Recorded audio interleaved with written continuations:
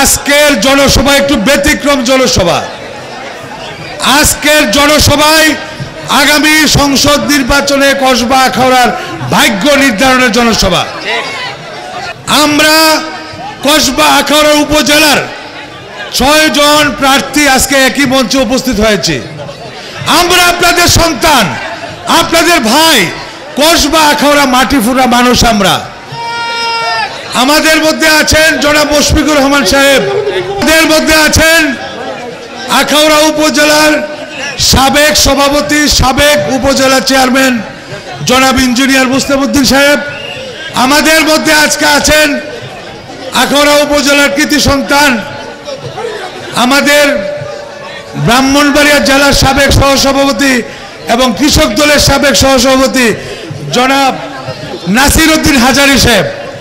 আমাদের মধ্যে উপস্থিত আছেন আপনাদের বুলুগ্রামের কৃতি সন্তান, ব্রাহ্মণবাড়িয়া জেলা বিএনপির যুগ্ম সাধারণ সম্পাদক ইঞ্জিনিয়ার নাজমুল সাহেব। আমাদের মধ্যে উপস্থিত আছি আমি হতভাগা, আমার নাম ইলিয়াস, আপনারা সবাই আমাকে চিনেন।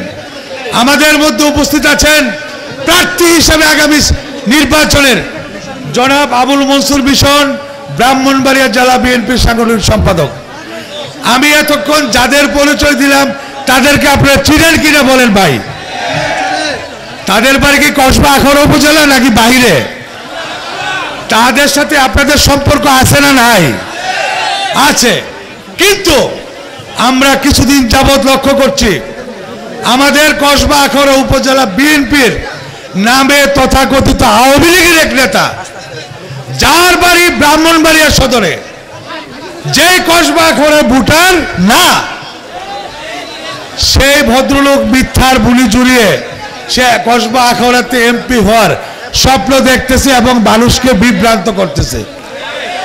আজকে আমরা আপনাদের এই জনসভায় আপনাদেরকে উপস্থিত হওয়ার মূল কারণ যে এটা আমাদের মেসেজ যে আমাদের ঘরের ছেলেরা এখনো জীবিত আছে। আমাদের স্লোগান কি হবে?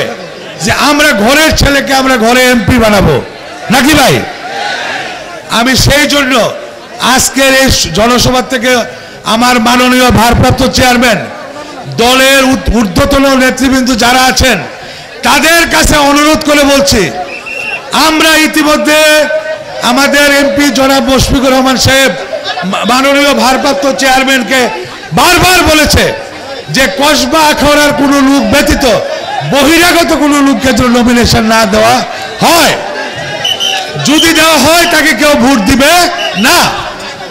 আজকে আমরা কসবা আখাউড়ার 6 জন প্রার্থী, আপনাদের সকলের পরিচিত। আমরা আসছি কেন আসছি? আমরা আজকে আপনাদেরকে নিয়ে আমাদের মাননীয় ভারপ্রাপ্ত চেয়ারম্যানকে বলতে চাই, এই কসবা আখাউড়ার সিট আগামী নির্বাচনে বিএনপির পক্ষে পাইতে হলে আমাদের 6 জনের মধ্যে যাকে আপনি নমিনেশন দিবেন তাকে আমরা পাশ করে দিব কসবার জনগণ। আপনারা কি একমত? সবাই হাত তুলে দেখান। একমত? আপনারা কি বহিরাগত প্রার্থীকে চান? আপনারা কি মিথ্যাবাদী, যে ফাসেক মুনাফেক, যে কথায় কথা মিথ্যা কথা বলে তাকে চান?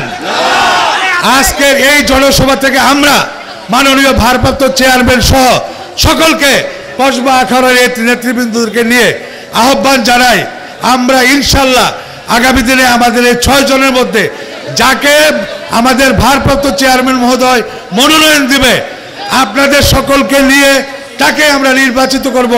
এই অঙ্গীকার আমরা করতে পারি ভারপ্রাপ্ত চেয়ারম্যান বরাবরে? পারি ইনশাল্লাহ। সময় খুব সংক্ষিপ্ত, আমাদের অন্যান্য বক্তারা কথা বলবেন। অনুরোধ করব আমাদের নেতা, আমরা 6 জন আপনাদের সন্তান, আমরা কসবা আখাউড়ার সন্তান, আপনারা আমাদেরকে চিনেন। আপনাদেরকে অনুরোধ করে আপনাদেরকে নিয়ে আমি আবারও শেষবারের মতো মাননীয় ভারপ্রাপ্ত চেয়ারম্যান জনাব তারেক রহমানের কাছে অনুরোধ করি যে কসবা আখাউড়ার সর্বস্তর জনগণ নিয়ে আপনি যাকে দিবেন এই বহিরাগত কবিরকে বাদ দিয়ে আমরা পাশ করে দিব।